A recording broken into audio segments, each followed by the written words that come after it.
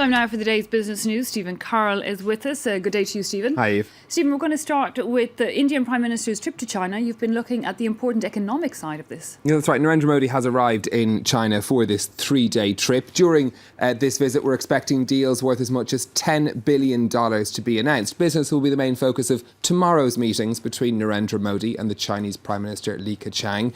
The story of the two economies, though, has been quite different. In 1971, China and India were about the same size in the terms of their economies. Today, China is 4 times bigger. That's had an impact on the trade relationship between the two countries. They trade goods worth about $71 billion per year, but India imports much more than it exports. The deficit there in that relationship is almost $38 billion. That's something that Narendra Modi will be hoping to address and balance out during this trip. Let's listen to the boss of one of the Chinese operations of one of India's biggest companies, Infosys. Is definitely going to have a positive impact. I think number one, the trust deficit that has been talked about is can be bridged in 2 ways. One is more and more business-to-business interaction, more and more people exchange that can happen between the two countries, and that's the key part that would help the two countries to build a bridge and exchange of people. And for the size of the population that we see, there is a very limited exchange that's happening. We'll have plenty more on that visit here on France 24 over the next couple of days. But for now, let's look at what's happening on the markets. Here in Europe, shares have opened down generally across the European indices. In London, shares in the broadcaster ITV are down over 2%. That's despite their strong financial results. Pre-tax profits up 39%. Staff at ITV, they're holding a 24-hour strike today over pay. That's affecting programming on their channels, and staff planning to picket the AGM of ITV. Over in Asia, rising yields on bond markets are having an impact on trading there. It's being described as a subdued day on the Asian markets. All small gains, though, apart from the Nikkei in Tokyo, which is down by almost 1%. Okay, let's talk about Facebook next. It's trying to speed things up for its users. Yeah, it's launched a new initiative with 9 media organisations to publish their articles directly into a user's Facebook feed rather than links. Now, the companies involved include BuzzFeed and the New York Times. Facebook says it'll be up to 10 times faster for its users to access their content. That could prove to be crucial as media companies struggle to generate revenue. On that note, let's listen to Emily Bell. She's in the Columbia School of Journalism in New York. The most valuable thing you can have now as a publisher is data. It's like, who is reading you? How long are they reading you for?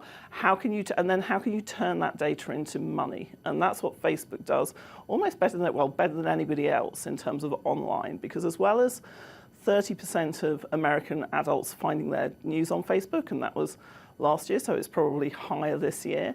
67% of what we call display advertising sold online at the moment goes through Facebook.